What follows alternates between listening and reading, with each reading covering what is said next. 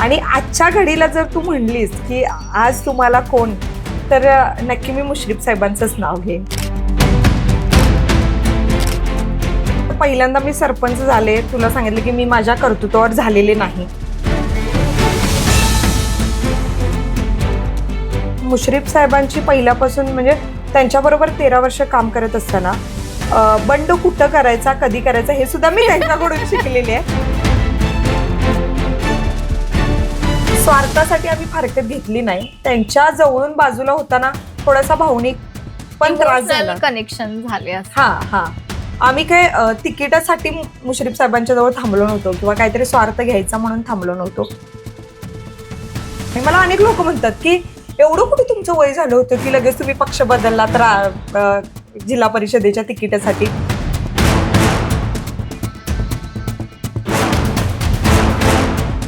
मुश्रीफ साहेब मला नेहमी म्हणायचे, तू मला माझ्या मुलगीसारखी आहेस, एक माझी मुलगी आणि दुसरी तू आहेस. समोर ठेवते हळदी कुंकवाची वाटी, रोहितरावांचं नाव घेते तुमच्या तरुण भारत टीम साठी. थँक्यू.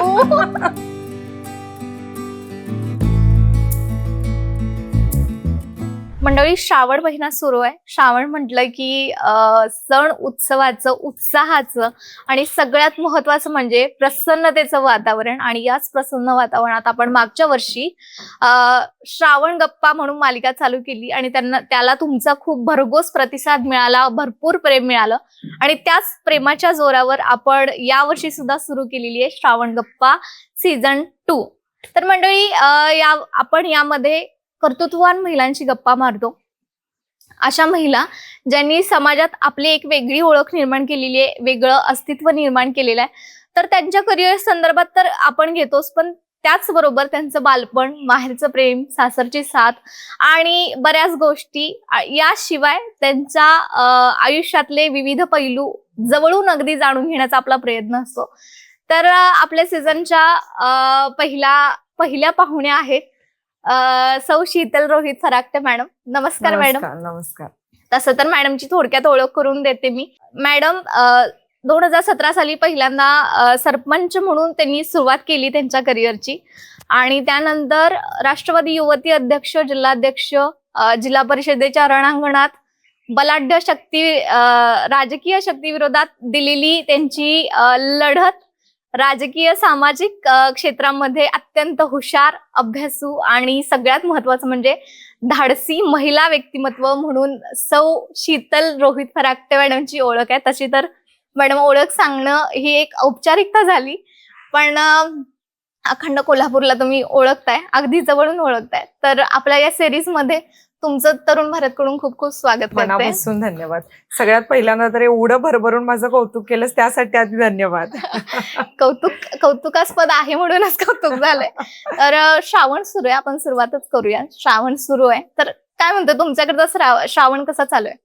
मस्त. म्हणजे एकतर श्रावण म्हणलं की निसर्गच आपल्याला एवढं देतोय की अगदी घरातून बाहेर पडलं की जे वातावरण तयार झालेलं असतंय किंवा या निसर्गाला एक नवीन बहर जो आलेला असतो, तो खऱ्या अर्थानं एक नैसर्गिक चक्र आपल्या मानवांच्या मधून सुद्धा ते सुरू झालेलं असतंय. कारण आपोआपच जेव्हा पहिला पाऊस होतो तेव्हा आपोआपच आपल्यात जी प्रसन्नता येते किंवा जे म्हणजे जो बहर येतो तो म्हणजे शब्दात सुद्धा आपण सांगू शकत नाही.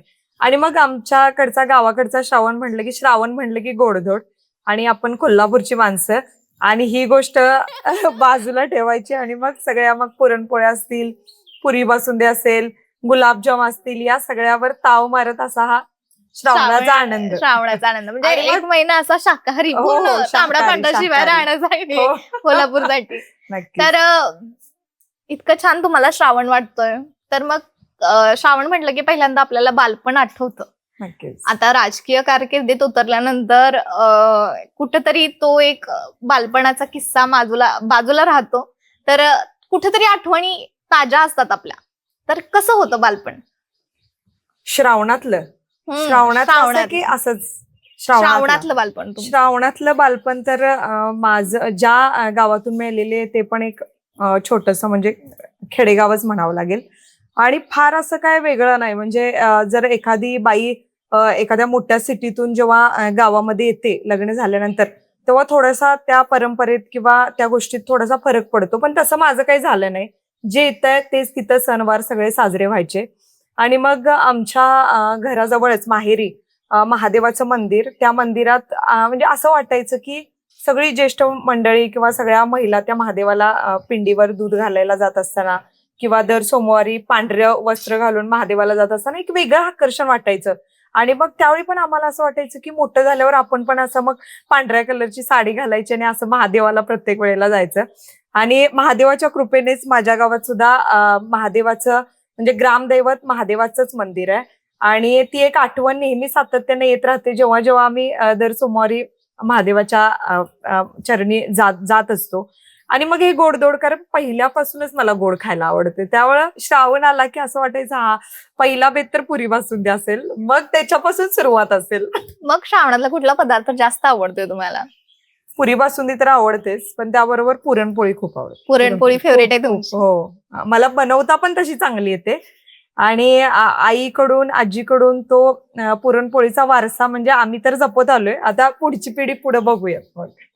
आता हे श्रावणातलं झालं तर माहेरची गोष्ट तुम्ही काढलेलीच आहे, तर मग लहानपणी मार खाल्लाय का कधी, किंवा लहानपणी ओरडा खाल्लाय का? कसं होतं बालपण तुमचं? म्हणजे खोडकर होता का अभ्यासू शांत होता? नाही नाही, अजिबात मी तर अभ्यासू अजिबात नव्हते. म्हणजे उगीच बडाया मारण्यात काय अर्थ नाही. अभ्यासू म्हणजे खरंच अभ्यास जी पोरं करायची ती वेगळी, आणि मग फक्त करायला लागतोय म्हणून वडिलांच्या धाकाने करणारी त्या कॅटेगरीतली आम्ही, की वडील ओरडतील म्हणून अभ्यास करायचा. आणि मग मार खाल्लाय मी. फक्त मला वाटतं बालवाडीत असताना एक दिवस शाळा चुकून घरी आले आणि तेव्हाच वडिलांचा एकदा मार खाल्लाय. त्यानंतर नाही, म्हणजे कधीच नाही, कधीच नाही. म्हणजे जास्त ओरडा कुणाचा खायचा, आईचा की वडिलांचा? वडिलांचा. खूप स्ट्रिक्ट आमचे वडील होते. म्हणजे अगदी म्हणजे त्यांच्यासारखंच राहावं सगळ्यांनी, असं त्यांचं एक हे होतं. आणि आम्ही तसा प्रयत्न केला शेवटपर्यंत राहायचा. एखादा किस्सा होऊन जाऊ दे ज्यासाठी तुम्ही मार खाल्ला किंवा ओरडा खाल्ला, खूप जास्त खाल्ला आणि तो आठवणीत आहे. नाही, असं मग तुला सांगितलं तसंच की अंगणवाडीत मी मार खाल्लेला एकदाच मला आठवतोय की अंगणवाडीत सुरुवातीलाच पहिल्या 1-2-4 दिवसानंतर एकच दिवस मी राहिले आणि घरी परत आले. तेव्हा वडिलांनी मला 1-2 वेळेला पाठीवर रप्पाटे दिले. तेव्हा असं वाटलं की आजपर्यंत कधी वडिलांनी मारलेलं तर मी कधी अनुभवलं नव्हतं. आज मारलंय म्हणजे शाळेत काहीतरी वेगळं आहे, म्हणजे ते जायलाच लागणार आहे. त्यामुळे ते तिथून पुढे कधी मग शाळा चुकवावी आणि मग वडिलांचा मार खावा असं कधी वाटलं नाही. आणि असे प्रसंग कधी आले नाहीत शक्यतो. म्हणजे जास्त त्यांनी मला कधी ओरडला असेल असं नाही, कधीच नाही. म्हणजे माहेरकडून कसा घडला तुम्ही? म्हणजे तुम्हाला लक्षात तरी म्हणजे कधी इमॅजिन तरी झालं होतं की आपण सामाजिक कार्यकर्ता, त्याच्यानंतर राजकीय कार्यकर्ते नाही, अजिबात पदार्पण करणार आहोत, असं कधी जाणवलेलं नाही, का? अजिबात किंवा काही नाही. ठरवलेलं का तुम्ही? मी तुला सांगू का, माझे वडील बँक ऑफ इंडियामध्ये शिपाई म्हणून काम करत होते. मग सुरुवातीला मुरगुड, त्यानंतर मग पाटगाव, त्यानंतर येऊलूज, आणि मग अशा बऱ्याच ठिकाणी बदली होत गेल्यानंतर त्यांनी काम केलं. सकाळी डबा घेऊन जायचे आणि मग संध्याकाळी परत घरी यायचे. मग बाहेरच्या गावी जेव्हा बदल्या व्हायच्या तेव्हा त्या ठिकाणी सुद्धा शाळेला आम्ही ऍडजस्ट केलं वडिलांच्या बरोबर जाताना. आणि एक शिपाई, मला अभिमान वाटतोय सांगायला की शिपाई कसा असावा हे आम्ही लहानपणापासून एक आदर्श मानला आमच्या वडिलांना. कारण माझ्या वडिलांनी बँकेतील टॉयलेट साफ करण्यापासून ते मॅनेजर साहेब यायच्या वेळेला त्यांचा टेबल साफ करण्यापर्यंतच सगळं काम केलं. म्हणजे त्यांना असं वाटायचं की बँकेची वेळ वेगळी असायची, पण त्याच्या आधी 1 तास माझे वडील तिथं हजर असायचे.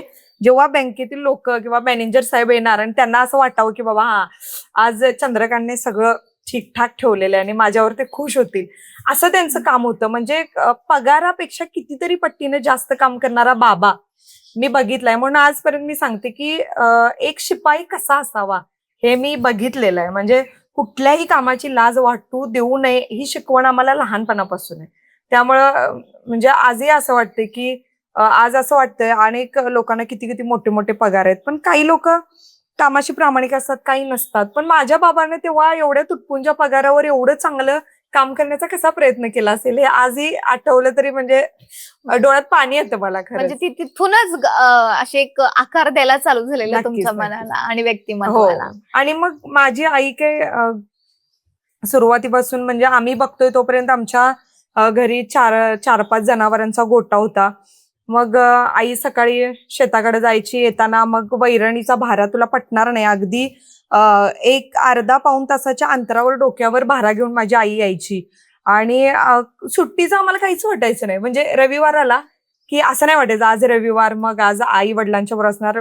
वडील बाहेरगावी कामानिमित्त असल्यामुळं आई रविवारची काही घरी नसायची. मंगळवारी माझ्या गावचा म्हणजे माहेरी मुरगुडचा बाजार असायचा आणि मंगळवारी पाळक असायचा. त्यामुळे आई घरी असायची. मग आम्हाला असं वाटायचं, म्हणजे का रविवारी का शाळा सुट्टी देत असेल, मंगळवारी का देत नसेल, म्हणजे मंगळवारी जास्त आईच्या सानिध्यात राहायला मिळेल. नाहीतर असं माझं बालपण आहे. म्हणजे फार काय आम्ही कुठल्या तरी एकदम म्हणजे पापा की परी वगैरे असलं नाही काय असं. आमच्यात नाहीये. आणि आम्ही ते बघितलेलं आहे सगळं जवळून. शेताकडची कामं आजही तुला पटणार नाही, आजही माझी आई शेताकडे जाते. माझ्या आई फार चांगली सुगरण आहे. पापड लोणची करणं तिला फार आवडते. आजही ती विकते. आणि आजही एकमेकांच्या शेताकडे जाणं आणि मग त्या बायकांना आपल्या शेतात बोलवणं, हे तिचं काम तिचं सुरू आहे. आणि अभिमान वाटतोय मला त्या गोष्टीचा खरंच. खरंच खूप चांगली गोष्ट आहे ताई. आता तुमच्या आई एवढं सगळं करतायत, तर तुम्ही कशा पद्धतीने त्यांना हेल्प करत होता? तुम्हाला या सगळ्या गोष्टी येतात का? आत्ता मला वाटतं, मी तुला काय म्हणलं की आत्ता मला वाटतं की माझ्या आई बाबा एवढं काम करायचे, पण हेल्प अशी नाही, म्हणजे माझ्याकडून काहीच नाही तसं बघायला गेलं तर. कारण एकत्र कुटुंब, काम काही वाटणीलाच यायचं नाही, बाबा हे तू कर किंवा ते तू करायलाच पाहिजे, असं कधी माझ्यावर कोणी प्रेशर टाकलं नाही. पण तरी मला सुरुवातीपासून भाकरी चपाती करायची आवड, आणि मेन चुलीवर भाकरी करायची मला फार आवड असायची. त्यामुळे ते मी शिकलेले आवड. चुलीवर भाकरी करायचं? हो हो हो हो. वा, म्हणजे ही जरा इंटरेस्टिंग गोष्ट आहे. पुरणपोळी म्हण, ह्या गोष्टी ज्या आता अवघड वाटतात त्या मी शिकलेले तेव्हा 5वी पासून. ताई, हे झालं लहानपण. तर कॉलेज लाईफ कडे वळूयात आपण. कॉलेज लाईफ म्हणजे खूप साऱ्या आठवणी असं भरून निघणारा एक कोपरा असतो. तर कसं होतं कॉलेज लाईफ? काय काय कशा पद्धतीने मज्जा केलेली आहे? एकतर 12वी पर्यंत मी मुरगुडमध्येच होते, म्हणजे माझ्या माहेरी त्याच गावात 12वी पर्यंत होते. त्यामुळे मज्जा करण्याचा काही विषयच आला नाही. वडिलांचा धाक आणि असं कधी वाटलं नाही की बाबा कॉलेज चुकवावं किंवा मग एखादा क्लास चुकवावा आणि कुठेतरी मुलींच्या बरोबर जावं, असं नाही. 12वी पर्यंत एकदम सिरियस, हा हे शिकायचंच आहे, 12वी पास कशी का असेना, 12वी बोर्ड. पास करायचंय आणि इथून बाहेर पडायचंय, एवढं डोक्यात होतं. त्यामुळे तेव्हा काय असं वाटलं नाही. आणि मग नंतर BSc ला बिद्री कॉलेजवर ऍडमिशन घेतल्यानंतर मग मात्र होती, म्हणजे तशी धमाल होती, मज्जा होती. मग कॉलेज कॅम्पसमध्ये फिरणं असेल किंवा ह्या अशा गोष्टी होत्या. तरीही आमच्या गावामध्ये म्हणजे सिटीमध्ये जसे कॉलेजेस असतात आणि त्यांना जे सगळं करायला मिळते तसं आमच्या इकडे नाही. म्हणजे माझं BSc पण बिद्री कॉलेजमध्ये बिद्री म्हणजे माझ्या गावावरून जवळजवळ 1.5 मिनिटाच्या अंतरावरचं, आता या गावावरूनच ते गाव, ते पण छोटंसं खेडेगाव. त्यामुळे असं कुणी जरी कुठं गेलं किंवा एका गेटवरून जरी एखादी मुलगी बाहेर गेली, हा ही मुलगी बाहेर का गेली, अशा पद्धतीने बघायची. त्यामुळे असं तिथं पण कधी वाटलं नाही की बाबा असं कॉलेज चुकवावं आणि असं फिरावं, असं कधी नाही वाटलं. एवढं नाही वाटलं कधी. जे 12वी पर्यंत BSc मध्ये, म्हणजे पुढे ग्रॅज्युएशन मध्ये पण हे नाही, तसं तर मग त्यानंतर हे गाव फराकटेवाडी आणि बिद्री कॉलेज एक जवळच असल्यामुळं माझे मिस्टर म्हणजे माझा नवरा नेहमी कॉलेजवर येणं जाणं असायचं. आणि मग त्यांच्यानी माझी ओळख झाल्यापासून मात्र मग जरा नाही, आपण त्या म्हणजे विषयावर वेगळं- येणार आहोत आपण वेगळं त्या वाटलं. विषयावर. बाकी मैत्रिणींच्या सोबत म्हणलीस तर अशाच, म्हणजे फार काय बाहेर जाणं किंवा असं फार काय असं एवढं काय वेगळं नाही. एवढं काय म्हणजे तुम्ही आता शाळेत बॅक बेंचरच होता तुम्ही, असं म्हणाला. पण आता कॉलेजमध्ये आल्यानंतर खूप सिरियसली अभ्यास नाही नाही, केला का? अजिबात नाही नाही नाही. मग कॉलेज बंक वगैरे केलं? हा, एकदाच केलं. मला वाटतं तेव्हा रितेश देशमुख आणि जेनेलियाचा एक कुठला तर पिक्चर आला होता, नाव आठवत नाही मला त्याचं. त्या पिक्चरला आम्ही गेलो होतो, म्हणजे आम्ही मित्रमैत्रिणी एकदाच, ते पण माझ्या म्हणजे आम्ही एक 7-8 जणी मैत्रिणी होतो आणि आमचे 2-3 मित्र, असे आम्ही सगळे कॉलेजमध्ये पैसे काढून आम्ही गेलो होतो की नाही हा पिक्चर बघायला जायचं. पण पिक्चर होईपर्यंत एवढं म्हणजे त्या पिक्चरमध्ये लक्षच लागलं नव्हतं कधी कॉलेजमध्ये येईन. कारण विषय कसा व्हायचा, माझ्या बिद्री कॉलेजवरून जाणारा रस्ता वाळव्याला जायचा आणि माझे बाबा वाळव्यात बँक ऑफ इंडियामध्ये कामाला होते. त्यामुळे त्या रोडवरून जाताना कधी कधी ते काय करायचे, कॉलेजमध्ये येऊन मला घेऊन जायचे. जर लवकर आले किंवा जर एखादं काय म्हणजे प्रॅक्टिकल वगैरे असेल, उशीर होणार असेल, तेव्हा जर आले कॉलेजमध्ये तर काय करायचं. त्यामुळे त्या दिवसाचा सुद्धा काय आनंद मनापासून काय घेता घेता आला नाही नव्हता. आला अजिबात नाही, अजिबात नाही. पिक्चर साठी कॉलेज बंक करून गेले हे घरात हो, हो. कळाल्यानंतर काय काय होईल. होईल हे आठवतच पिक्चर बघितला तो. कॉलेजचा इंटरेस्टिंग प्रश्न म्हणजे कोणी म्हणजे लव्ह लेटर्स किंवा क्रश असं तेव्हा कोणी होतं होतं? तसं. कारण तेव्हा हे अँड्रॉइड मोबाईल वगैरे एवढं काय हा. वापरणं नव्हतं. व्हॉट्सअपचा तर काय विषयच नव्हता. काही मेसेजेस वगैरे छोट्या फोनवर केले तर. आणि मग तेव्हा जास्त ते तुम्हाला लव्ह कोणी केलंय लेटर्स का? केले म्हणजे खूप जणांनी केले असतील, केले ती, पण असं कधी वाटलं नाही. कुणावर अशी अटॅचमेंट नाही वाटली की बाबा हा हे काहीतरी वेगळं आहे किंवा असं कधी नाही वाटलं. आणि तेव्हा ते लव्ह लेटरचं पण फार हे होतं की हा आले हे लेटर लिहून द्या किंवा मग ते माझं तुझ्यावर प्रेम आहे किंवा मला तो आवडते, हे एवढं हे होतं की नाही की एखादी चिठ्ठी कोणतरी कुठे टाकून गेलं तर ही नेमकी हिला आहे का मला आहे का हिला हे हिला आहे, समजायचं नाही. कळायचं नाही. कारण लिहिणाऱ्याला सुद्धा नाव लिहायला धाडस व्हायचं नाही. त्यामुळे असं विशेष कुणावर अटॅचमेंट नाही वाटली कधी, कॉलेजमध्ये तरी नाही वाटली. म्हणजे कॉलेज लाईफ खूप जास्त चांगली एन्जॉय केलेली आहे तुम्ही. असं म्हण तू. प्रॉपर नाव मेन्शन केलेलं नाहीये सुमिताई. असं काय नाही. कॉलेज लाईफ मध्ये झालं, पण लग्नाकडे वळते तुमच्या. लग्न कसं ठरलं म्हणजे प्रत्येक व्हिडिओ मध्ये सौ शीतल रोहित फराकटे ह्या म्हणजे हे पहिल्यांदा असतीच नक्की, बायलाईन नक्की. मला लव्ह मॅरेज की अरेंज मॅरेज? त्या व्हिडिओवर पण खाली अनेक वेळेला अशा कमेंट येतात की तुम्ही तुमचं नाव फक्त सांगा ना, शीतल सांगा. पण नाही, मला माझ्या नवऱ्याचं नाव घ्यायचंच आहे. कारण त्याच्यामुळं आज मी इथं आहे. त्याच्या धाडसामुळं मी घेतलेल्या प्रत्येक निर्णयात त्याची साथ आहे म्हणून मी आज इथं आहे. आणि खरंच म्हणजे आपण त्याच्यावर किती विश्वास ठेवतो, तू किती ठेवतेस मला माहित नाही. पण मी असंच म्हणेन की जेवढे जेवढे जन्म मला मिळतील तेवढे तेवढे जन्मी तरी माझा हाच नवरा मला मिळावा नवरा म्हणून. कारण आमचं तसं लव्ह मॅरेज आहे. आणि सुरुवातीला तुला सांगितलं तसं हे गाव माझ्या बिद्री कॉलेज पासून अगदीच जवळ. त्यामुळे इकडची पोरं कशी उठली आवरलं की चला कॉलेजवर जाऊयात, पोरी बघायला जाऊयात, हे अजून सुद्धा हे त्यांचं हेच सुरू असतं की कॉलेज जवळ आहे म्हणजे आपलं नशीब आहे. मग यायचे आणि मग असंच भेटणं, थोडंसं बघणं भेटणं आणि मग असं थोडं तू म्हणतेस तसं मग ते लेटर वगैरे असं सगळं झाल्यानंतर थोड्या दिवसानंतर आमचं म्हणजे लग्न झालं गणपतीच्या मंदिरातच झालं तुरुंब्यामध्ये. आणि मग तिथून इकडं. पण लव्ह मॅरेज म्हणजे काय पळून जाऊन आम्ही फक्त दोघांनी लग्न केलं असं नाही. घरातल्या माझे पण घरातले आणि इकडचे पण सगळे, आम्ही सगळे आणि आमची सगळे इकडचे भाऊबंद, गावातली लोक, असं सगळ्यांनी मिळून गणपतीच्या आशीर्वादानं लग्न म्हणजे झालं. स्टोरी काय होती? भेट कधी झाली, कशी झाली? कॉलेजमध्येच झाली. सुरुवातीला त्यांनी मला क्लासमेट होते ते? नाही नाही, अजिबात नाही. ते इंजिनिअरिंगला होते कोल्हापूरमध्ये. आणि असंच आता इंजिनिअरिंगला असणारी पोरं तरी कुठे दिवसभर कॉलेज करत असतात. थोडंफार कधीतरी सुट्ट्या टाकून इकडे तिकडे येणं झाल्यावर त्यांनी ते मला म्हणतात की पहिल्यांदा तुला असं मी बघितलं आणि बघितल्यानंतर असं वाटलं की हा ही माझी आहे. हे माझे.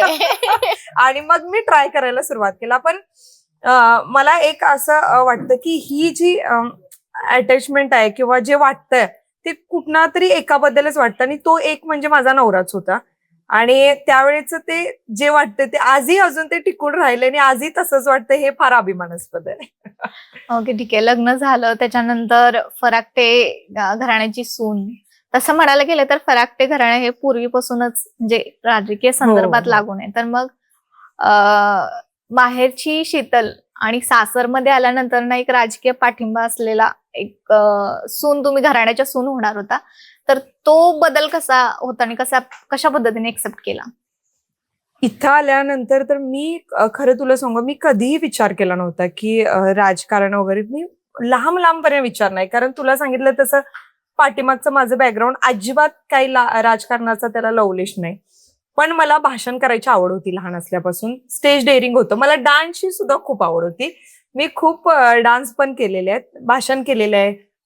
काही छोटी मोठी नाटकं, एकांकी पात्र वगैरे असं थोडंसं म्हणजे शाळेत असताना थोडं केलेलं आहे. त्यामुळे असं धाडस आणावं लागलं नाही. मुळात मला धाडस होतंच आणि माझ्या वडिलांच्यामुळे ते मला मिळालं. कारण त्यांची अशी इच्छा असायची, कुठलीही स्पर्धा असू दे तू तिथं जायचंच. तुझा पहिला नंबर येणार आहे की शेवटून पहिला नंबर येणार आहे हे ते ठरवणार, पण तू तिथं जाणं महत्वाचं आहे. तू कुठलीही स्पर्धा असेल स्पर्धेत तू पाहिजेस. एक नंबरला पाहिजेस असं नाही, पण स्पर्धेत पाहिजेस. त्यामुळे आजही तो विचार घेऊन येत असताना सुरुवातीला सरपंच पद मी तुला सांगेन की माझा कुणबी दाखला होता आणि इथं आरक्षण पडलं ओबीसी. मग आमच्या घरी असं झालं की सुरुवातीपासून घरात सरपंच पद होतं. माझे आजी सासरे दत्तामामा फराकटे, तू ऐकून असशील, खूप एक रांगडं आणि रोखठोक व्यक्तिमत्व, म्हणजे नाही तर नाही, होय तर होय, असा एक बाणा लाभलेलं व्यक्तिमत्व. बिद्री साखर कारखान्याला संचालक म्हणून सुद्धा त्यांनी काम केले. त्यावेळीपासून एक थोडासा वारसा या घराला लाभलेला आहे आणि या गावात राहणं आमचं सुद्धा भाग्य आहे, कारण या गावातल्या लोकांची एवढी एकजूट आहे की आमच्या घराला नेहमी अगदी स्थापनेपासून, म्हणजे माझे आजी सासरे, सासूबाई सासरे, चुलत सासूबाई आणि मग मी, असं एक लोकांनी किती नको म्हटलं तरी नाही तुम्ही असायला पाहिजे असं म्हणून हे आमच्यासाठी एक सरपंच पद सुपूर्त केलेलं आहे. आणि तेव्हा असं झालं की कुणबी दाखला कुणाचा आहे, घरी कुणबी दाखला, मग शीतलचा आहे, चला मग हिला सरपंच करूयात. आणि मग बिनविरोध झाली. मला माहित सुद्धा नव्हतं की सरपंच म्हणून काय काम करतात, ती ग्रामपंचायत कुठे आहे, कधी म्हणजे तो विचारच केला नव्हता. म्हणजे पहिल्यापासून म्हणजे पॉलिटिक्सची आता ऑब्विस आहे ना की पॉलिटिक्स फारसं कुणाला आवडत नाही. मला पण आवडत मग नव्हतं. तुमचं नाही, मला पण आवडत नव्हतं. मग सासूबाईंनी, सासऱ्यांनी आणि घरातल्या सगळ्यांनी सांगितलं की तुझा कुणबी दाखलाय आणि ह्यावेळेला सरपंच तुला व्हायचंय आणि गावाची तशी इच्छा आहे. मग झालो. असं काही नाही कर्तृत्वावर मी सरपंच झाले असं अजिबात मी म्हणणार नाही. पहिल्यांदा झालं तेव्हा. पहिल्यांदा झाले तर मी अशीच झाले, आरक्षण पडलं म्हणून सरपंच. म्हणजे तो एक वेगळाच टप्पा होता हो याचा अर्थ. हो हो हो. आपण करिअर किंवा राजकारणासंदर्भात जरासं पुढं सरकूया आपल्या गप्पा. पण आता आपल्याला लग्नाविषयी बोलायचं आहे. तर लग्नानंतर पहिला पदार्थ तुला अनुभव करता पाहिजे का तो? अनुभव तर महत्वाचा आहे, हा. पण आपल्या गप्पा त्या संदर्भात नक्कीच, होऊ नक्कीच, देत. नक्कीच. तर मग तो पहिला पदार्थ कोणता केला, तो किस्सा कसा होता? पहिल्यांदा मी लग्न होऊन घरी आले. सगळ्यांना असं म्हणजे माझ्याकडे बघून असं का काय माहित, पण आमच्या घरी असं वाटलंच नाही तर सासूबाई सासऱ्यांना किंवा घरातल्या लोकांना हिला काहीतरी येत असेल. त्यांना म्हणजे जेव्हा मी पहिल्यांदा एक भाकरी केली तेव्हा त्यांना एवढं म्हणजे वाटलं की हिला भाकरी करायला येते, म्हणजे ही फार मोठी गोष्ट होती. पण ते माझ्यासाठी म्हणजे एकदम आरामाचं काम होतं, कारण तुला सांगितलं तसं सुरुवातीपासून माझ्या घरात कधी असं कुणी असं अलगट ठेवलंय असं काही नव्हतं. सगळा एक्सपिरियन्स घेऊन आम्ही पुढे आलेलो होतो. त्यामुळं सुरुवातीला मी केलेली भाकरी आणि त्यावर ठेवलेला खरडा हा माझ्या नवऱ्यासाठी फार म्हणजे फार आजपर्यंतचा प्रिय आणि खूप आवडीचा पदार्थ आहे. आणि आजही त्याची आम्ही आठवण काढतो की तू पहिल्यांदा मला हे खायला घातलंस. म्हणजे काय कौतुक कशा पद्धतीने केलेलं? तेच तुला मी म्हणलं तसं आश्चर्य होतं. कौतुक नंतर झालं की हिला भाकरी येतात, पुरणपोळ्या करता येतात, चपात्या करता येतात आणि एवढ्या लोकांचा स्वयंपाक ही अशी करते, हे कसं काय? म्हणजे घरी एकत्र कुटुंब आहे. आमच्या आई वडिलांनी तर मुलगी देताना सांगितलेलं की आम्ही काही तिला फार काम लावलेलं नाही, जसं येईल तसं समजावून घ्या, हा म्हणजे आपली जशी रीत आहे तशी. आणि मग यांना असं वाटलं की कुठं कॉलेजमध्ये जाणारी पोरगी, लग्न झालेलं आत्ताच आणि एवढं हिला कुठलं येणार आहे. पण हे बघितल्यानंतर आश्चर्याचा धक्का माझ्या घरच्यांना बसला आणि मग हळूहळू माझ्या सासूबाईंनी माझ्याकडे कॉन्ट्रॅक्टच दिलं की तूच भाकरी कर, तूच चपात्या कर, तूच पुरणपोळ्या कर. मग तेव्हा असं नव्हतं वाटलं की हा हे दाखवायला नको पाहिजे होता, नाहीतरी कायम करायला लागेल.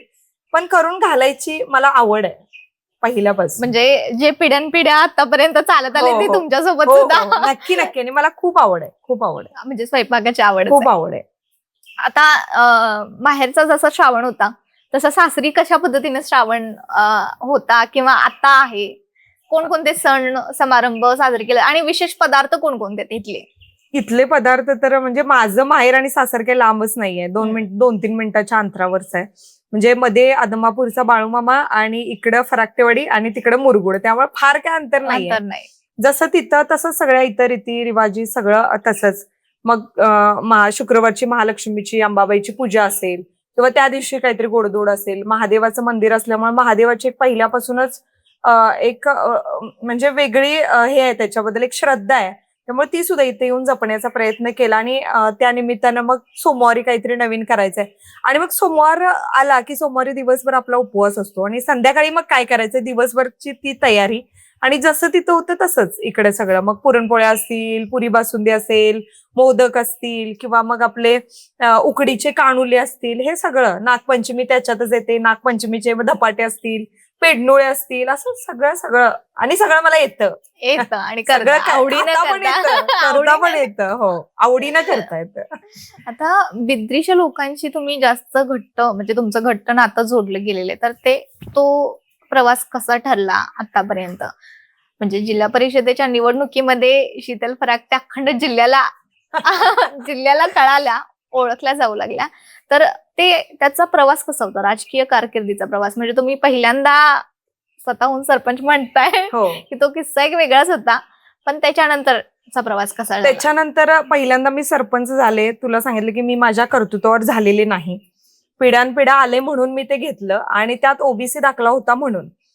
आणि त्यानंतर मात्र 5 वर्षामध्ये केलेली कामं, लोकांच्या बरोबर ठेवलेला संवाद किंवा पहिल्यापासूनच कुठल्या मोठ्या बॅकग्राऊंड म्हणजे मोठं जसं आता म्हणतो की आपण त्यांचं घराणं मोठं आहे वगैरे असं काही मी आलेले नाही. सर्वसामान्य कुटुंबातली मी आहे.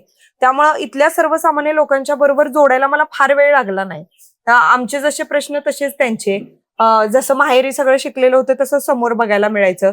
मग या सगळ्या लोकांच्या बरोबरचा संवाद, त्यांच्या जवळ जाणं, त्यांच्याबरोबर बसणं, बोलणं, त्यांची कामं जाणून घेणं, ती कामं करण्यासाठी पाठपुरावा करणं, या सगळ्यामुळे कदाचित परत मला सरपंच म्हणून काम करण्याची इथं संधी मिळाली आणि सलग मी दुसऱ्या टर्मला आता सरपंच आहे. महिला आरक्षण पडलं आणि लोकनियुक्त सरपंच म्हणून यावेळेला आणि मग यावेळेला अभिमान वाटला की आता मला वाटलं की सरपंच मी झाले. कारण आता मला असं दुसऱ्या टर्मला असं वाटलं की कामाच्या जोरावर मला आता सरपंच केलं. पहिल्या वेळेला ते समाधानच कुठं मिळत नव्हतं. म्हणजे कुणी नाही म्हणून मी, असं का घरात कुणाचा दाखला नाही म्हणून मी. पण दुसऱ्या वेळेला मात्र आता मला खूप समाधान वाटतंय. मग ती लोकांच्या वेगवेगळ्या अडचणी जाणून घेण्याचा एक म्हणजे हे असतो, पायंड असतो. तर मग ते तुम्ही कशा पद्धतीने या सगळ्या मॅनेज केला? म्हणजे तुम्हाला जरा सुद्धा या गोष्टीची भनक नव्हती किंवा आयडिया नव्हती तुम्हाला, तर तो प्रवास परत राजकारणात एंट्री घेतली, पण डायरेक्ट जिल्हा परिषदेमध्ये आलात तर इंटरेस्टच नव्हता. तिथून पुढे आता मला करायचंच आहे, यात यायचंच आहे. ते कसं? काम करताना एकदा आता त्या क्षेत्रात उतरलोय तर जिथं उतरेल तिथे 100% द्यायचं, असा माझा पहिल्यापासून स्वभाव आहे. काही मग स्वयंपाक करत असेल तर 100% चांगला करायचा. भांडी घासायची असतील तर 100% ती चांगलीच निघाली पाहिजेत. कपडे धुवायचे असतील तर ती चांगलीच. झाडू मारायचं असेल तर चांगलाच. तसं या क्षेत्रात काम करायचं तर चांगलंच करायचं. 100% उठावदारच करायचं. उगीच करायला लागलोय म्हणून करायचं नाही. नाहीतर मग त्या पदाला किंवा त्या खुर्चीला आपण न्यायच देत नाही. उडतं जर हे कामाबरोबर हे करायचं म्हणून करायला लागलोय असं नाही.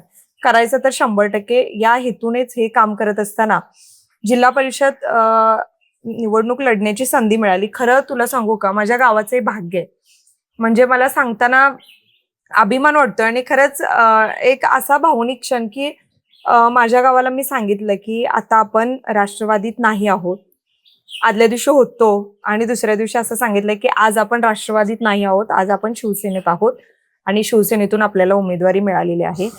माझं गाव एवढं म्हणजे आमच्याबरोबर एवढं घट्ट जोडलेलं आहे की माझ्या गावाने एवढा मला सपोर्ट केला की ठीक आहे, म्हणजे आमच्या गावाला जिल्हा परिषद लढायला मिळणं ही खूप मोठी संधी होती. कारण माझं गाव कायम सगळ्या पदांच्या पासून अलिप्त राहिलेलं. वाडी आहे, कुठे 4 गल्लींचं गाव आहे, इकडं कुठे जिल्हा परिषदचं तिकीट, पंचायत समितीचं तिकीट, कारखान्याचं तिकीट. म्हणजे मोठ्या लोकांना विधानसभा असेल किंवा लोकसभा असेल हे लढताना किंवा जिल्हा परिषद लढताना मात्र ही वाडी चांगली वाटायची. कारण उमेदवार एका मताने पडतो, एका मताने निवडून येतो. पण तेव्हा ह्या गावातली 1100-1200 मतं त्यांना लागायचीच, तेव्हा ही वाडी चांगली वाटायची. पण जेव्हा उमेदवारी द्यायची वेळ यायची तेव्हा मग कुठं वाडीवर तिकीट देताय असं.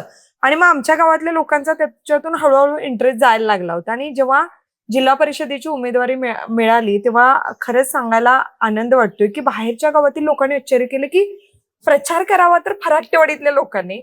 कारण उमेदवारी मिळणं आमच्यासाठी म्हणजे स्वप्नातलीच ही गोष्ट होती. तुला खरंच सांगायला आनंद वाटतो की घराला कडी लावून, कुलप लावून माझ्याबरोबर माझ्या सगळ्या महिला, ज्येष्ठ मंडळी, लहान पोरांना घेऊन फिरलेले आहेत. म्हणजे जनावरं कोणी बघितली नाहीत, कोणी दूध कधी येते, कधी घालायचं काय बघितलं नाही, गाड्या भरल्या की नाही, शीतल निघाले तर तिच्याबरोबर आम्ही जायचं. म्हणजे हे उपकार माझ्या गावाचे माझ्यावरचे जे आहेत की नाही, मी कधीही विसरू शकणार नाही. आणि किमान मला लढायला तरी मिळालंय हे माझ्यासाठी खूप समाधान, माझ्या गावासाठी पण खूप समाधानाची गोष्ट आहे. लढायला मिळणं ही समाधानाची गोष्ट आहे.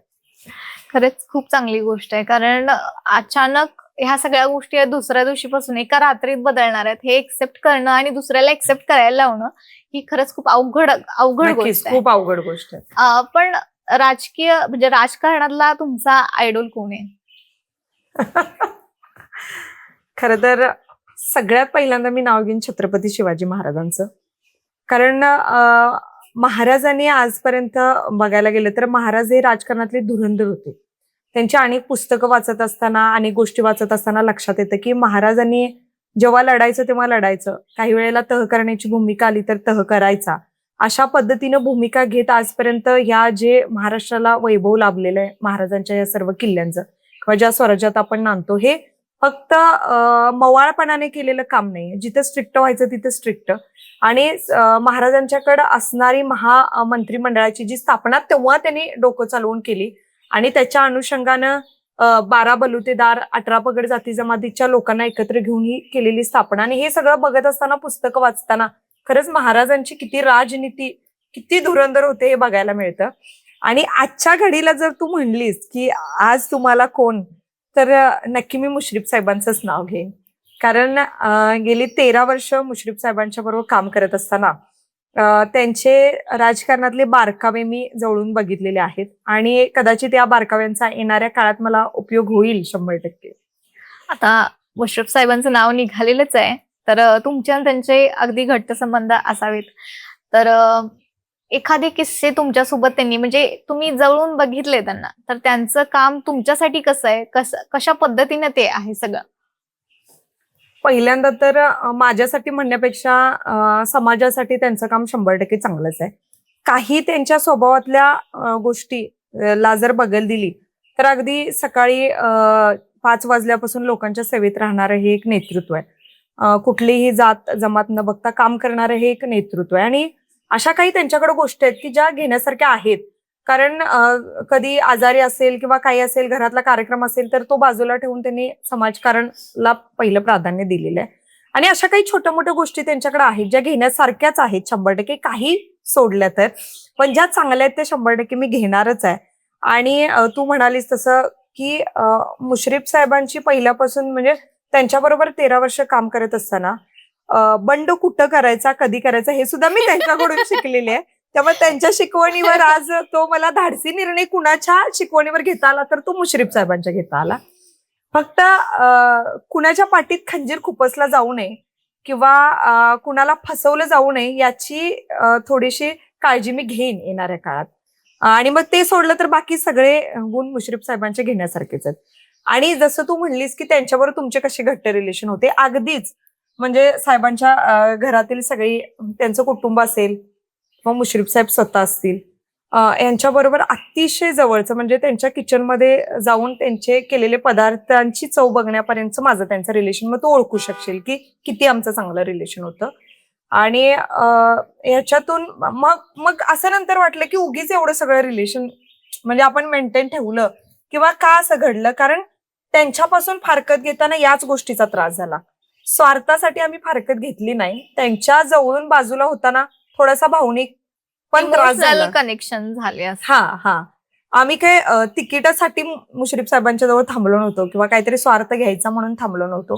एक सेवा आजपर्यंत मुश्रीफ साहेबांनी, मला अनेक लोक म्हणतात की एवढं कुठे तुमचं वय झालं होतं की लगेच तुम्ही पक्ष बदलला तर जिल्हा परिषदेच्या तिकिटासाठी.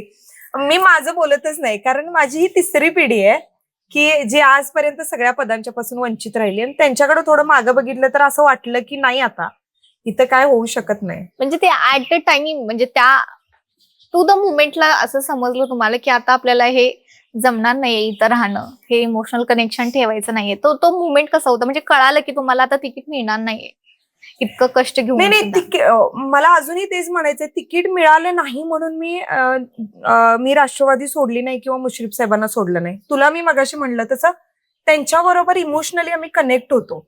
म्हणजे मुश्रीफ साहेब मला नेहमी म्हणायचे, तू मला माझ्या मुलगीसारखी आहेस, एक माझी मुलगी आणि दुसरी तू आहेस. एवढ्यापर्यंत आमचं घट्ट रिलेशन होतं. छोट्या छोट्या गोष्टी एकमेकांना सांगण्यापर्यंत हे रिलेशन होतं. अगदी घरगुती गोष्टींच्यावर सुद्धा आम्ही डिस्कस करत होतो. साहेब सुद्धा त्यांच्या कुटुंबातले अनेक किस्से मला सांगायचे, आम्ही सुद्धा सांगत होते. त्यामुळे एक इमोशनल अटॅचमेंट होती. आणि मग असं झालं की एवढं जर साहेबांनी मला मुलगी मानलं, एवढं माझ्या पाठीवर हात ठेवला, तर मग साहेब असं सांगू शकले असते मुश्रीफ साहेब की शीतल तुला यावेळेला थोडंसं थांबायला पाहिजे आणि मी तुला देऊ शकणार नाही. मी ते मान्य केलं असतं. पण मला वाईट या गोष्टीचं वाटलं की कुठल्या तरी त्रयस्थ माणसाकडून मला सांगण्यात आलं की तुला यावेळेला मी उमेदवारी देणार नाही आणि तुझं तू म्हणजे तुला काय बघायचं असेल तर तू बघ किंवा कुठलं तरी दुसरं पद देऊया. तिकीट हा जिल्हा परिषदेचा प्रश्नच नाही, पण माझ्या विश्वासावर कुठेतरी घाव बसला आणि भावनिक मला खूप त्रास झाला. मी जरी समाज जगाला दाखवलं नसलं तरी त्यांच्यापासून वेगळं होण्यात मला भावनिक खूप त्रास झाला. आणि असं वाटलं की असं पण माणसं करू शकतात, एवढं जवळ येऊन किंवा एवढा विश्वास ठेवून असं पण लोक का वागत असतील. आणि मग ठीक आहे, राम राम, आता बास, नको, आता ते इमोशनल कनेक्ट पण व्हायला नको आणि मग तिथं राहायला पण नको. आणि असं मला वाटलं की साहेबांना पण कदाचित असंच वाटलं असेल की नाही, आता हिची गरज संपलेली आहे, जाऊ दे, तिला तिचा पर्याय बघायचा असेल तर बघू दे. म्हणजे कुठलेही हेवे दावे मनात न ठेवता पुढे सरकावं. हा, आजही पुढे आता जिथं आहे तिथं समाधानी आहे, आनंदी आहे, लोकांच्या गाठीभेटी घ्यायला मिळतात. आणि विशेष म्हणजे जिल्हा परिषदला पहिल्यांदा या खेडेगावात उमेदवारी मिळून 11,500 मतदान घेणं ही माझ्यासाठी खूप मोठी गोष्ट आहे.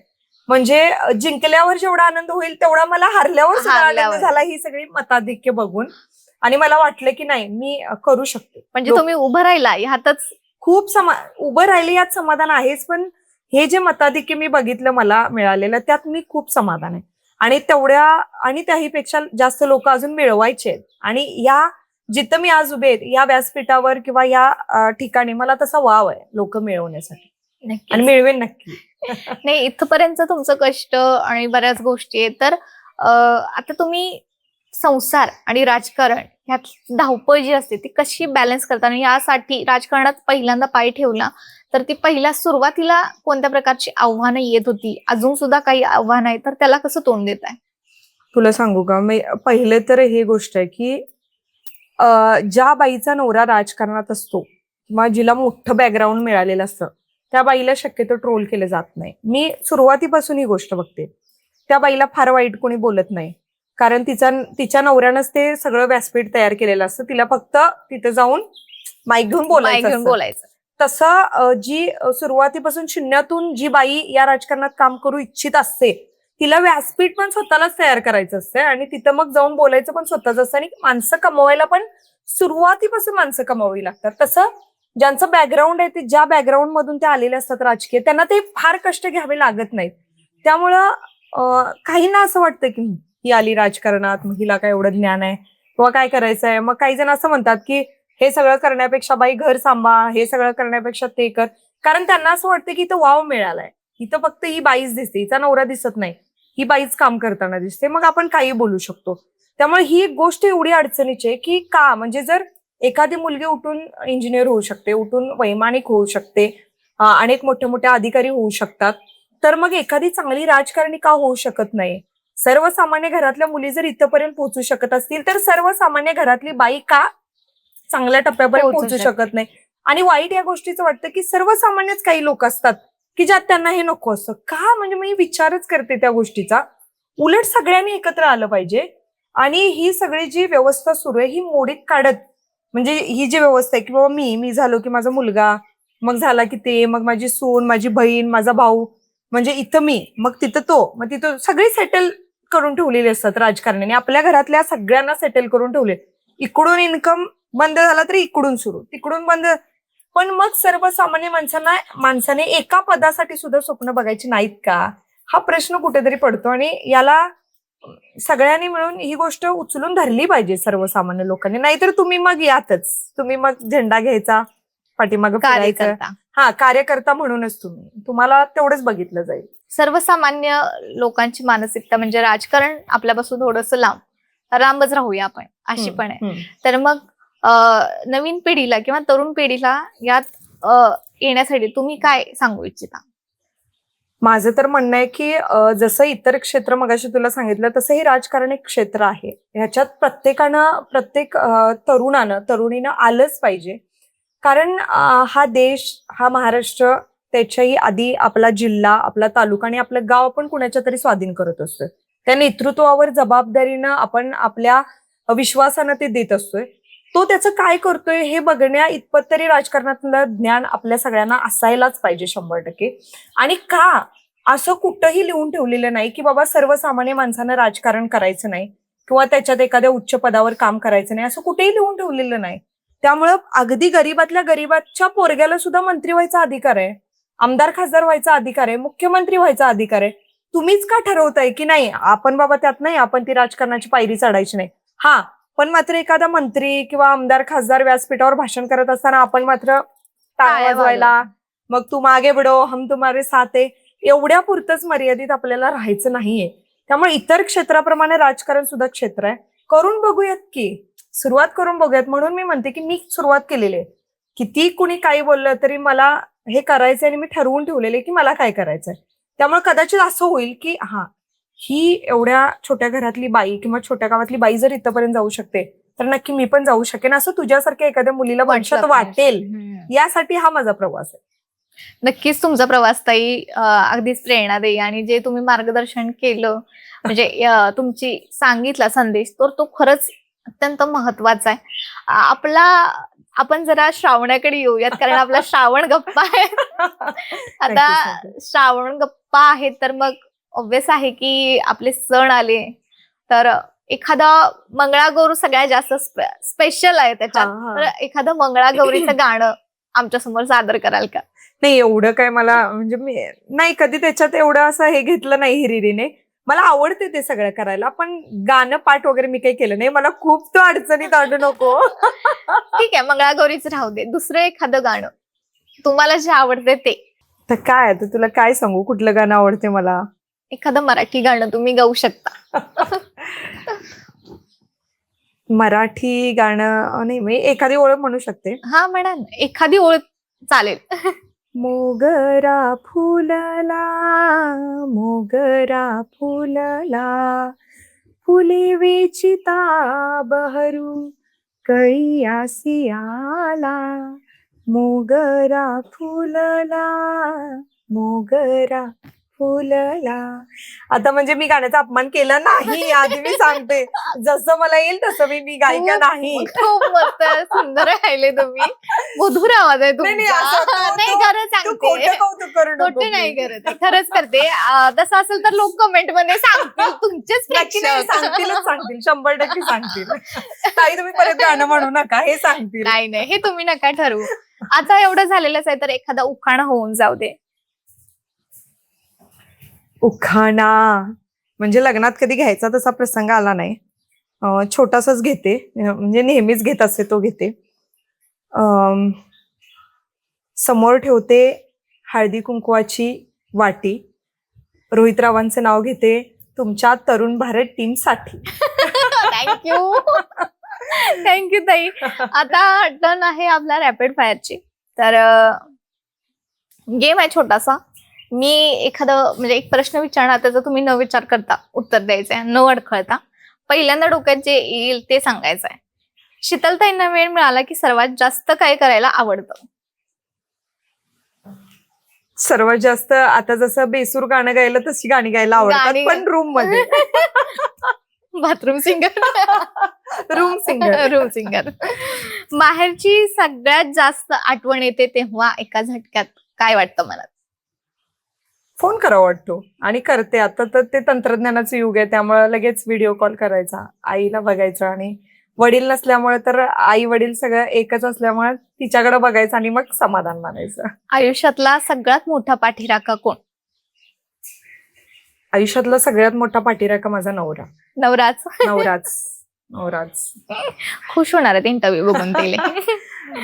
बिद्रीच्या जनतेसाठी आणि महिलांसाठी तुमचं काय स्वप्न आहे? स्वप्न तर माझी खूप आहेत आणि जिल्हा परिषदच्या माध्यमातून मी ती मांडलीच होती. माझ्या सर्व माय माऊली आहेत त्यांचे, तुला मी सांगते की दिवसभर म्हणजे 8-12-3-6 असं त्यांचं काम आहे, सकाळी उठल्यापासून ते संध्याकाळपर्यंत. हे करत असताना मग 100-150-200 रुपयासाठी दिवसभर बिचारी राबत असते. घरी मग एक जोड व्यवसाय म्हणून मग जनावरं सांभाळणं आणि मग दुधाच्या वर आपला सगळा संसार सांभाळणं. हे करत असताना बचत गट ही संकल्पना खूप चांगली आणि या बचत गटाच्या माध्यमातून खूप काही काही गोष्टी घडू शकतात, पण त्याला कुणीच पुढाकार घेतला नाही आजपर्यंत. फक्त असं झालं की पैसे साठवायचे, बँकेत भरायचे, कुणाला पाहिजे असतील तर ते व्याजाने द्यायचे, ते व्याज घ्यायचं. ही संकल्पना इथपर्यंतच कुठेतरी थांबलेली आहे. तर त्याला एक खूप चांगल्या पद्धतीचं व्यासपीठ किंवा एक बाजारपेठ देऊन त्या बाईच्या प्रत्येक हाताने बनवलेली प्रत्येक कला ती त्या बाजारामध्ये मांडून खऱ्या अर्थाने त्या कलेला किंमत मिळवून देणं ही माझं सगळ्यात महत्वाचं आणि मोठं स्वप्न आहे. आणि तरुण मुलांचं म्हणत असशील तर अनेक आज तू बघायला गेलीस तर स्पर्धा परीक्षेचा अभ्यास करण्यासाठी सुद्धा कुठेतरी गारगोटी किंवा कोल्हापूर अशा ठिकाणी पोरांना जावं लागतं. तर एक अभ्यासिका प्रत्येक गावामध्ये व्हावी आणि प्रत्येक गावामध्ये गरीबाचं पोरगा अधिकारी व्हावं आणि ह्यासाठी ती अभ्यासिका असावी, हे एक माझं खूप मनापासूनचं स्वप्न आहे. आणि असं नाही की मी पराभव झालेले म्हणून मी ते पूर्ण करणार नाही. त्या अनुषंगाने 100% माझे अजूनही प्रयत्न सुरू आहेत आणि हे सुरू राहतील. आणि अजून खूप आहेत पण जेव्हा ते प्रत्यक्षात उतरायला मिळतील तेव्हा सांगण्यापेक्षा जेव्हा हे शीतल फराकटेने केलं, हे मी केलं, हे तुला सांगायला फार आनंद वाटेल. कृत्यात होऊ दे. नक्कीच. जेव्हा मुश्रीफ साहेबांना भेटाल आता तेव्हा काय सांगाल? काहीच नाही सांगणार. काय सांगायचंय आता, त्यांची वाट वेगळी आहे, माझी वाट वेगळी आहे. त्यामुळं होईल असं. आता महायुती आहे, कधी ते किंवा मी एकत्र व्यासपीठावर येईन. मला त्यांचा नेहमीच आदर आहे आणि आदर राहणार. कारण तुला सांगितलं तसं राजकारण सोडलं तर इमोशनली आम्ही नेहमीच एक वेगळी अटॅचमेंट होती. त्यामुळे समोर बघितलं तर आदरच वाटेल. आजपर्यंतचा त्यांचा कामाचा अनुभव, त्या कामाच्या अनुभवाचा, चांगलं काम केलेला त्यांच्या वयाचा आदर राखून एक स्माइल द्यायला काही म्हणजे वावगं नाहीये. एवढं होईल. आता आपला दुसरा गेम आहे तो इमोजी एक्सप्रेशन म्हणून गेम आहे. तर मी तुम्हाला एक सिच्युएशन सांगणार आणि तुम्ही त्याची इमोजी रिॲक्शन द्यायची. लहान मुलांसारखं नाही असू दे, एक दिवस लहान होईल, काय प्रॉब्लेम आहेच तर श्रावण आहे तरी काय दुसरं. हो. तर सकाळी सकाळी जेव्हा पहिला फोन वाजतो तेव्हा चेहरा एवढा वाईट वाटतं. एवढा वाईट का? जाग यायला जर कुठला फोन असेल तर थोडस वाटतं. पण मी तुला सांगते, मी माझा फोन सायलेंट नसतो. कारण रात्री सुद्धा आमच्या गावात कधी काय अडचण आली किंवा कुणाला काही तब्येतीची काय प्रॉब्लेम आला, काय आला तर लोकांचे फोन येतात. त्यामुळं आमचा कधी फोन सायलेंट आहे आणि उचलला गेला नाही असं कधी होत नाही. तेवढं समाधान आहे त्या गोष्टीचं. एक्सप्रेशन मॅटर करतात. आता बजेट किंवा शेती कारखान्याची महत्वाची मीटिंग चालू असताना लुक कसा असतो? असं का असतं तुला सांगू का? कारण काही वेळेला मी काही महाज्ञानी नाहीये किंवा मी फार त्या राजकारणातली कोण माहीर नाहीये. काही गोष्टी मला कळतात आणि काही गोष्टी कळण्याचा आवाडावा लागतं, तेव्हा माझा चेहरा तसा होतो. कोणी खूप जास्त म्हणजे कोणी म्हणण्यापेक्षा मी रोहित दादांकडे जाते की एखाद्या वेळी रोहित दादांनी कौतुक केलं तेव्हा लुक कसा असतो? असं असतं, कारण ते सहसा कधीच कौतुक करत नाहीत. तुला मी सांगते, एखादं चांगलं मी भाषण केलं, आत्ता नाही म्हणजे आत्ता किंवा ह्याच्या आधी एखाद्या मोठ्या व्यासपीठावर भाषण केलं आणि मी अशी गडबडीनं आज माझं स्पीच चांगलं झालं, सगळ्यांना आवडलं व्यासपीठावर लोक, मग ते बघणार नाही. पण हे जर तुझं चुकीचं वाटतंय, हे असं नको व्हायला पाहिजे होतं. जरा इथं तू हे वाक्य जरा चुकीचं वापरलंस. म्हणजे कितीही तुम्ही 100% दिलं तरी तिथं कौतुक होत नाही आणि मी ती अपेक्षा सोडून दिलेली आहे. त्यामुळे झालंच तर तो खूप आश्चर्याचा धक्का असेल माझ्यासाठी. अपेक्षा लाजिरवाणा चेहरा होईल असा होता. ताई, खूप मज्जा आली मला तुमच्याशी बोलून. आणि या व्यतिरिक्त सर्वसामान्य महिला जेव्हा अशा क्षेत्रात उतरते जिथं लोक 10 फूट लांब म्हणजे लांबच ठेवतात तो विषय, तर त्या क्षेत्रात येऊन तुम्ही गाजलेले आहात आणि हार मानलेली नाहीये. अजून पण पराभूत होऊन पुढे जाण्याची ताकद ठेवलेली आहे, जिद्द ठेवलेली आहे. आणि म्हणूनच मी सुरुवातीला हे कौतुक केलं की अत्यंत धाडसी व्यक्तिमत्व म्हणून बऱ्याच गोष्टी मला तुमच्या आवडल्या आणि आपली गप्पा पण खूप खूप छान रंगल्या. तुम्ही तुमच्या आयुष्यातले म्हणजे सामाजिक, राजकीय आणि वैयक्तिक आयुष्यातले बरेच किस्से तुम्ही माझ्याशी शेअर केला आणि खूप चांगला वेळातनं वेळ काढून मला वेळ दिला. त्यासाठी तरुण भारतकडून तुमची खूप मनापासून धन्यवाद. तुम्ही सगळे इथपर्यंत आलात आणि विशेष कौतुक तुम्हाला या टीमचं तुमच्या या करावंच वाटते, तरुण भारतचं पण करावंच वाटतंय. मागच्या वेळीच्या मी तुमच्या श्रावण गप्पा बघितल्या, म्हणजे आवर्जून बघितल्या. मला आवडतं की एखादी बाई जर काय बोलत असेल तर खरंच तिच्याकडून काय जर शिकायला मिळत घेण्यासारखं असेल तर घ्यायचं.